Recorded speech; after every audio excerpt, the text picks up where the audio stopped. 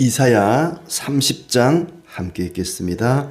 여호와께서 이르시되 패역한 자식들은 화 있을진저 그들이 계교를 베푸나 나로 말미암지 아니하며 맹약을 맺으나 나의 영으로 말미암지 아니하고 죄에 죄를 더하도다. 그들이 바로의 세력 안에서 스스로 강하려 하며 애굽의 그늘에 피하려 하여 애굽으로 내려갔으되 나의 입에 묻지 아니하였도다. 그러므로 바로의 세력이 너희의 수치가 되며 애굽의 그늘에 피함이 너희의 수욕이 될 것이라.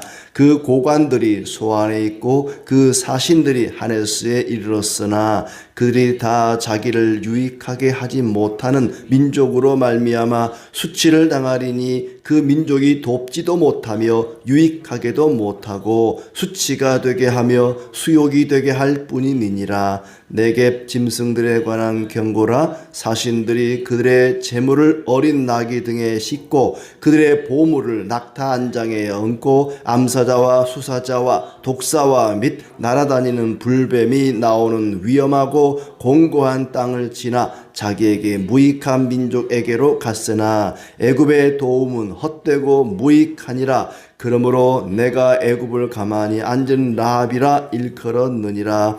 이제 가서 백성 앞에서 서판에 기록하며 책에 써서 후세에 영원히 있게 하라. 대저 이는 패역한 백성이요 거짓말하는 자식들이요 여호와의 법을 듣기 싫어하는 자식들이라. 그들이 선견자들에게 이르기를 선견하지 말라. 선지자들에게 이르기를 우리에게 바른 것을 보이지 말라. 우리에게 부드러운 말을 하라. 거짓된 것을 보이라. 너희는 바른 길을 버리며 첩경에서 돌이키라. 이스라엘의 거룩하신 이를 우리 앞에서 떠나시게 하라 하는도다. 이러므로 이스라엘의 거룩하신 이가 이같이 말씀하시되 너희가 이 말을 업신여기고 압박과 허망을 믿어 그것을 의지하니 이 죄악이 너희에게 마치 무너지려고 터진 담이 불쑥 나와 순식간에 무너짐 같게 되리라 하셨은즉 그가 이 나라를 무너뜨리시되 토기장이가 그릇을 깨뜨린 같이 아낌이 없이 부수시리니 그 조각 중에서 아궁이에서 불을 붙이거나 물 웅덩이에서 물을 뜰 것도 얻지 못하리라. 주 여호와 이스라엘의 거룩하신 이가 이같이 말씀하시되 너희가 돌이켜 조용히 있어야 구원을 얻을 것이요 잠잠하고 신뢰하여야 힘을 얻을 것이거늘 너희가 원하지 아니하고 이르기를 아니라 우리가 말 타고 도망하리라 하였으므로 너희가 도망할 것이요 또 이르기를 우리가 빠른 짐승을 타리라 하였으므로 너희를 쫓는 자들이 빠르리니 한 사람이 꾸짖은즉 천 사람이 도망하겠고 다섯이 꾸짖은즉 너희가 다 도망하고 너희 남은 자는 겨우 산꼭대기에 깃대 같겠고 산마루 위에 기치 같으리라 하셨느니라. 그러나 여호와께서 기다리시나니 이는 너희에게 은혜를 베풀려 하심이요 일어나시리니 이는 너희를 긍휼히 여기려 하심이라. 대저 여호와는 정의의 하나님이심이라. 그를 기다리는 자마다 복이 있도다. 시온에 거주하며 예루살렘에 거주하는 백성아 너는 다시 통곡하지 아니할 것이라. 그가 내 부르짖는 소리로 말미암아 내게 은혜를 베푸시되 그가 들으실 때에 내게 응답하시리라. 주께서 너희에게 환난의 떡과 고생의 물을 주시나 내 스승은 다시 숨기지 아니하시리니 내 눈이 내 스승을 볼 것이며 너희가 오른쪽으로 치우치든지 왼쪽으로 치우치든지 내 뒤에서 말소리가 내 귀에 들려 이르기를 이것이 바른 길이니 너희는 이리로 가라 할 것이며 또 너희가 너희 조각한 우상에 입힌 은과 부어 만든 우상에 올린 금을 더럽게 하여 불결한 물건을 던진같이 던지며 이르기를 나가라 하리라. 네가 땅에 뿌린 종자에 주께서 비를 주사 땅이 먹을 것을 내며 곡식이 풍성하고 기름지게 하실 것이며 그 날에 내 가축이 광활한 목장에서 먹을 것이요 박하는 소와 어린 나귀도 키와 쇠스랑으로 까부르고 맛있게 한 먹이를 먹을 것이며 크게 살육하는 날 망대가 무너질 때에 고산마다 줄령마다 그 뒤에 개울과 시냇물이 흐를 것이며 여호와께서 자기 백성의 상처를 싸매시며 그들의 맞은 자리를 고치시는 날에는 달빛은 햇빛 같겠고 햇빛은 7배가 되어 7날의 빛과 같으리라. 보라, 여호와 이름이 원방에서부터 오되 그의 진노가 불붙듯 하며 빽빽한 연기가 일어나듯 하며 그의 입술에는 분노가 찼으며 그의 혀는 맹렬한 불 같으며 그의 호흡은 마치 창이라여 목에까지 비치는 하수 같은즉 그가 멸하는 키로 열방을 까부르며 여러 민족의 입에 미혹하는 재갈을 물리시리니 너희가 거룩한 절기를 지키는 밤에 하듯이 노래할 것이며 피리를 불며 여호와의 산으로 가서 이스라엘의 반석에게로 나아가는 자 같이 마음에 즐거워할 것이라. 여호와께서 그의 장엄한 목소리를 듣게 하시며 혁혁한 진노로 그의 팔에 치심을 보이시되 맹렬한 화염과 폭풍과 폭우와 우박으로 하시리니 여호와의 목소리에 아수르가 낙담할 것이며 주께서는 막대기로 치실 것이라. 여호와께서 예정하신 몽둥이를 아수르 위에 더하실 때마다 소고를 치며 수금을 탈 것이며 그는 전쟁 때 팔을 들어 그들을 치시리라. 대저 도벳은 이미 세워졌고 또 왕을 위하여 예비된 것이라. 깊고 넓게 하였고 거기에 불과 많은 나무가 있은즉 여호와의 호흡이 유황개청 같아서 이를 사르시리라. 아멘. 네, 오늘도 주님 안에서 즐겁고 기쁘고 복된 날 되기를 진심으로 축복합니다. 애굽을 의지하는 것은 헛되고 패역한 짓이다. 이것을 반복해서 이야기하고 있습니다. 아수르가 예루살렘을 포위하고 있을 때 히스기야 왕은 하나님을 의지하기보다 몰래 사신을 보내서 애굽과 동맹을 맺으려고 하는 그런 계략을 꾸몄습니다. 하나님을 속이려고, 하나님은 모르실 거라고 몰래 했지만 하나님이 모르실 일이 뭐가 있겠습니까? 하나님이 다 아시고 이사야를 통해 그들을 책망하는 말씀입니다. 패역한 자식들이다. 불순종한 결정이었다고 히스기야 왕을 비롯해서 예루살렘 고관들을 책망하고 있습니다. 하나님의 백성은 하나님만 의지하고 하나님께 묻고 하나님께 의지해야 되는데 그것이 순리인데 순리대로 살지 않는 것을 가리켜 패역이라고 말합니다. 패역. 자식이 부모를 공경하고 사랑하고 부모님을 섬기고 이것이 순리 아니겠습니까? 다른 말로 하면 인간의 도리입니다. 도리. 사람의 도리라는 게 있죠. 그 도리에 반대되는 것이 패역입니다. 하나님을 의지하고 하나님을 사랑하고 하나님을 순종하고 이것이 성도의 도리고 그것이 순리입니다. 이 도리와 순리를 거역하는 것, 거스르는 것이 바로 패역이죠. 히스기야 왕과 그 백성들은 패역한 자식들이었습니다. 1절에 여호와께서 이르시되 패역한 자식들은 화 있을진저, 패역한 자식들에게 화가 있을 것이라고 책망합니다. 하나님께 묻지 아니하고 애굽과 동맹을 하려고 내려갔다. 이렇게 시작하죠. 그들이 계교를 베푸나 나로 말미암지 아니하며 하나님으로부터 비롯된 것이 아니었습니다. 애굽과 동맹을 맺는 것은 오히려 하나님이 반대하는 일이었죠. 너희는 어떤 일이 있어도 애굽으로 내려가면 안 된다. 애굽은 세상을 상징합니다. 예수님 믿고 구원받은 백성이 다시 하나님을 버리고 세상으로 돌아가서는 안 될 일이죠. 애굽으로 돌아가서는 안 된다. 말이 필요하다고 해서, 무기가 필요하다고 해서, 군사가 필요하다 해서 그걸 구하려고 애굽으로 내려가지 마라. 아마 하나님께서는 이스라엘 백성들이 필요하면 애굽의 도움을 요청할 것을 미리 아시고 절대 어떤 일이 있어도 애굽으로 내려가지 마라. 도움을 구하러 가지 말라는 얘기죠. 하나님만 의지해라. 그런데 그것은 나로 말미암지 아니하며 맹약을 맺으나. 맹세하고 약속을 맺는 거죠. 맹약을 맺으나 나의 영으로 말미암지 아니하고 죄의 죄를 더한다. 나의 입에 묻지 아니하였도다. 하나님의 영으로 말미암은 것도 아니고 하나님께 물어서 간 것도 아니고 자기들 멋대로, 자기들 생각대로, 자기들 뜻대로 갔다는 것입니다. 결국은 수치를 당할 것이다. 그들이 너희를 도와주지도 못하고 유익하게도 못하고 수치가 되게 할 것이다. 재물과 보물을 가지고 맹수가 우글거리는 땅을 지나갔으나 무익한 민족에게로 간 것이고 헛되고 무익한 일이다.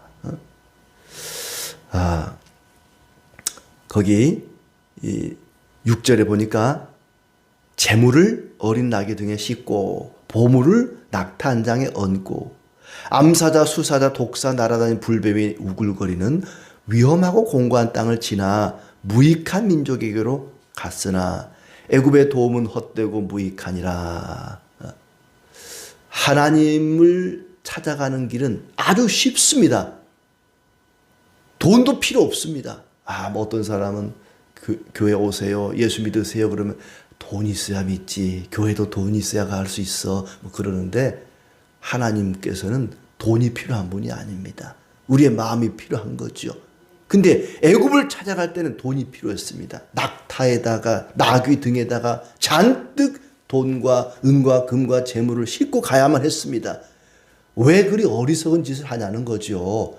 하나님께 나오는 길은 그냥 회개하는 마음으로 나가면 얼마든지 받아주시는데 하나님 막 재물을 싸고 들고 이고 지고 그러고 갈 필요가 없어요. 회개하는 마음이면 충분합니다. 하나님께 나아가는 길은 너무나 쉽고 편한데 굳이 왜 맹수가 우글거리는 그 길을 지나서 왜 그렇게 재물과 보물을 이고 지고 가냐 하는 것입니다. 이 어리석은 백성들아, 내게로 나와라. 내게 나오는 것은 너무나 쉽다. 아마 예루살렘에서 애굽으로 가는 길이 굉장히 빠른 길이 있습니다. 해변길이라고 그러는데 빠르고 편리한 길이 있어요. 맹수나 독사가 없는 좋은 길입니다. 근데 그 길은 이미 아수르 군대가 점령을 하고 있는 거예요. 그 길로 가지 못하고 아주 구불구불하고 험난한 산길로 가는데 거기는 맹수가 우글거리고 날아다니는 막 불뱀이 있고 아주 위험하고 험한 길입니다. 그러니까 지금 이 예루살렘 백성들이 애굽의 동맹을 맺기에 도움을 요청하기 위해서 아수르 군대를 물리치기 위해서 사신을 보냈는데 그 사신들이 가는 길이 너무나 험한 길을 가는 거예요. 빈손으로 가는 것도 아니고 보물과 재물을 낙타와 나귀 등에 얹고 이고 지고 그리고 힘들게 가는 것입니다. 왜 굳이 쉬운 길을 놔두고 어려운 길을 가느냐? 예수 믿는 거, 하나님 섬기는 거 너무 쉽습니다. 동네마다 집 옆에 다 교회 있잖아요. 뭐 쉽잖아요. 쉬운데 왜 어렵고 힘든 길을 가느냐?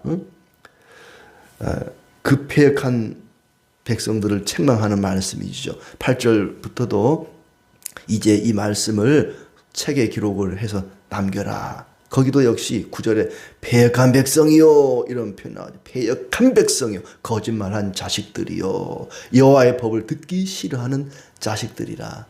그들이 얼마나 패역한 자식들인가를 8절부터 17절까지 이야기하고 있습니다. 그리고 그들의 패역한 모습을 책에 기록을 하라 그랬어요. 후대에 경고하기 위해서. 그리고 후대 자손들이 왜 우리 민족이 망했을까? 왜 하나님이 우리 조상들을 버리셨을까? 궁금해할 때 한번 보라는 겁니다. 이랬다는 거지요.